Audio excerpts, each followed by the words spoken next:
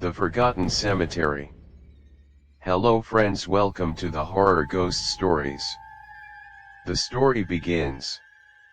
The clock struck midnight as the mist curled low across the ground, veiling the headstones of the abandoned cemetery. Situated at the edge of a forgotten village, the cemetery had long been shunned by locals who spoke in hushed whispers of its dark history. Tonight, four friends Lisa, Tom, Erica, and Marcus decided to uncover the truth behind the sinister legends. They arrived armed with flashlights, a digital recorder, and a book of local folklore. The air was unnaturally cold for late October, and a faint metallic tang hung in the air. The ancient iron gates groaned as Marcus pushed them open, and the sound echoed into the suffocating silence. "Remember, we stick together," Lisa said, gripping her flashlight tightly. "Relax," Marcus replied with a smirk. "Ghosts aren't real." Erica glanced uneasily at a weathered angel statue that seemed to watch them as they stepped inside. Its face, cracked and stained, bore an expression of sorrow mixed with something darker, almost accusatory. As they ventured deeper into the cemetery, Erica began reading from the folklore book. "They say the souls here were wronged, betrayed by their families, executed unjustly, or buried alive." Tom, trying to lighten the mood, chuckled. "Sounds like a bad soap opera." But as the words left his mouth, the recorder in Lisa's hand crackled to life. A faint voice whispered, "Leave." Lisa froze. "Did you hear that?" she asked, her voice shaking. "Probably interference," Marcus said dismissively, though he paled. Erica shone her flashlight toward a cluster of headstones. "Look at this," she called. The others joined her, staring at the gravestones, which were inscribed with unsettling epitaphs. "He betrayed us. Her lies brought ruin. Justice will come." Suddenly, the air grew heavier, and a low moaning sound seemed to emanate from the ground itself. The group decided to press on, despite the growing unease. They came upon a mausoleum, its iron doors rusted but ajar. Erica hesitated but was goaded on by Marcus, who insisted on exploring it. Inside, the walls were lined with crumbling plaques. Lisa pointed her flashlight at a central stone sarcophagus. The name engraved on it had been scratched out violently, but below it, they could make out the words, "May they never rest." Suddenly, Tom cried out, stumbling backward. "Something grabbed me," he shouted, lifting his pant leg to reveal deep red scratches running down his calf. "That's it? We're leaving," Lisa demanded, her voice trembling. But the moment they stepped outside, they found themselves in a maze of headstones that hadn't been there before. Every path seemed to lead them back to the mausoleum. The mist thickened, and shadows began to move of their own accord. The voice from the recorder returned, louder this time. "Justice," it demanded. Marcus tried to break the tension by laughing nervously. "All right, joke's over, Lisa. You rigged the recorder, right?" Before she could reply, the ground beneath him gave way. He screamed as skeletal hands reached up, pulling him into the earth. The others tried to grab him, but he was gone in seconds. The dirt settled as if nothing had happened. Erica collapsed to her knees, sobbing. "This isn't real. This can't be real." Tom stared at her, wide-eyed. "Look at your arm.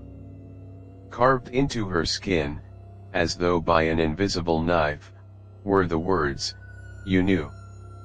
"Erica, what's going on?" Lisa demanded. I didn't think it was real," Erica stammered. "I heard the stories, but I didn't believe." Before she could finish, a piercing scream echoed through the cemetery. It came from everywhere and nowhere, drowning out their thoughts. Shadows emerged from the mist, humanoid but wrong, eyes hollow, mouth stretched in silent agony. Tom, Lisa, and Erica huddled together, their flashlights flickering. The shadows circled closer, their movements jerky and unnatural. "They're punishing us," Erica whispered.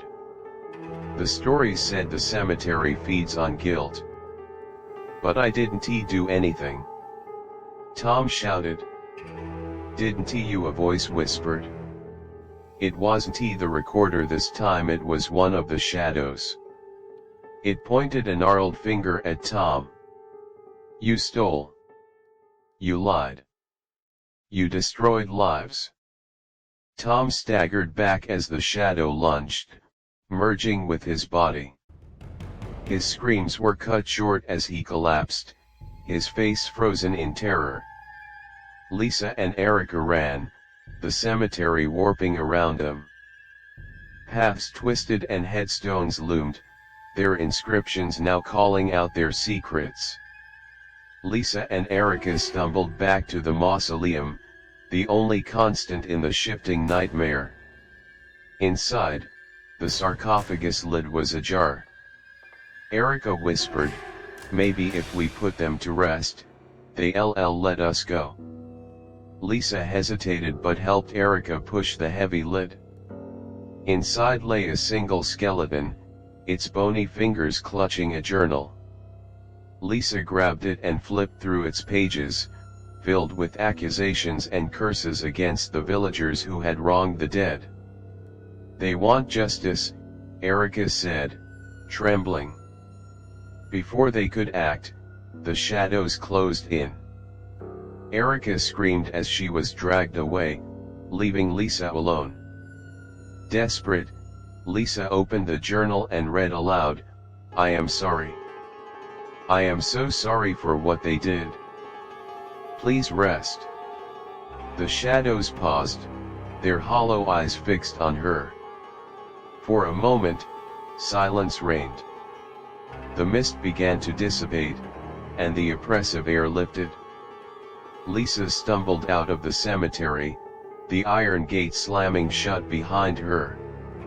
When she turned back, the cemetery was gone, only an empty field remained. But in her pocket was the journal, its pages now blank. And the whispers, they never left her. Here's an expanded continuation of The Forgotten Cemetery, turning the story deeper into horror and mystery. Lisa staggered home, the journal clutched in her trembling hands. Her clothes were soaked with dew and sweat, and her mind swirled with the images of her friend's fate. As she reached her front door, she caught sight of her reflection in the window. Something wasn't right. Etched into her forehead, faint but unmistakable, was a symbol. A circle surrounded by jagged lines, pulsating faintly as though alive. She rubbed at it frantically, but it wouldn't fade. Panic seized her as the whispers returned, soft, hissing, indistinct. Shaking, she stumbled inside, locked the door, and threw the journal onto the table. For a moment, the house was silent, save for her ragged breathing. Then the journal flung itself open. Its blank pages began filling with text, scrawled in a dark red ink that smelled of rust. "You thought you escaped. But the cemetery is not bound by soil or stone. Justice follows you." Lisa tried to burn the journal. She threw it into her fireplace, but the flames hissed and turned an unnatural green. The book remained untouched, its leather cover gleaming malevolently. Desperate, she shoved it into a drawer and ran to her room, locking the door behind her. She turned on every light and sat on the bed, clutching her knees. "It's not real," she whispered to herself. "It's over. It has to be over." But the lights flickered, and shadows pooled in the corners of the room. The whispers grew louder, forming words.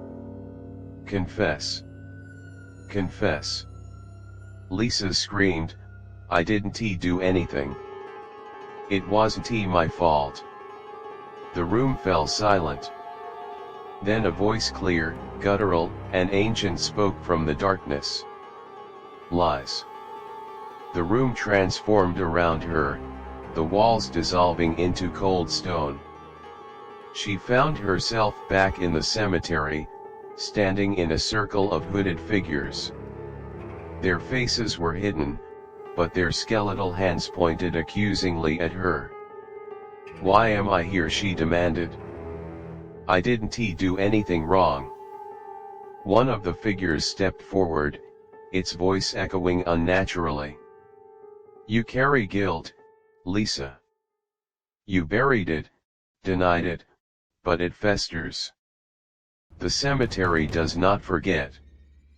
"I don't know what you're talking about," she cried, backing away. The figure raised a bony hand, and the journal appeared in midair, its pages flipping wildly. Words leapt off the pages, forming images in the air, scenes from Lisa's past. Lisa watched, horrified, as the images unfolded. A younger version of herself sat in a classroom, surrounded by classmates. One girl, shy and awkward, stood at the front, struggling through a presentation. Lisa saw herself whispering cruel comments to a friend, laughing as the girl stumbled over her words. The scene shifted to a darkened alley, where Lisa and her friends mocked a homeless man, tipping over his meager belongings. "No," Lisa whispered, tears streaming down her face. "That was years ago. I didn't mean to." "You did," the figure intoned. "And you carry the weight of those you wronged." The images shifted again, this time to the cemetery itself. Lisa and her friends were younger, laughing as they spray-painted the angel statue. "We didn't know," she whispered, collapsing to her knees. "We didn't know it was sacred." The figure loomed over her. "Ignorance does not absolve guilt." Lisa sobbed, the weight of her actions crashing down on her. "What do you want from me?" she begged. The figures began to chant, their voices rising in a haunting crescendo. The symbol on her forehead burned, and the journal floated before her, its pages turning to the last entry. "Redeem yourself or join the forgotten." "What does that mean?" Lisa cried. "Right the wrongs," the lead figure said. "Find those you have hurt. Make amends. Only then will the mark fade." "And if I can't?" she asked, her voice trembling. The figure's hood fell back, revealing an eyeless skull. Its jaw moved as it spoke, "Then you will take our place." Lisa awoke in her bed, the sunlight streaming through her window. For a moment, she thought it had all been a nightmare. But when she touched her forehead, the symbol was still there, warm and pulsing. On her nightstand sat the journal, its pages now blank. A single line was etched into the cover, "Your time begins now." Lisa knew she couldn't ignore it. The cemetery had branded her, and the whispers would never stop until she fulfilled her grim task. She had to confront her past, seek forgiveness, and repair the damage she had done. But as she stepped outside, the wind carried a familiar voice, Tom's voice, whispering her name. She turned, but no one was there. The cemetery hadn't let her go after all.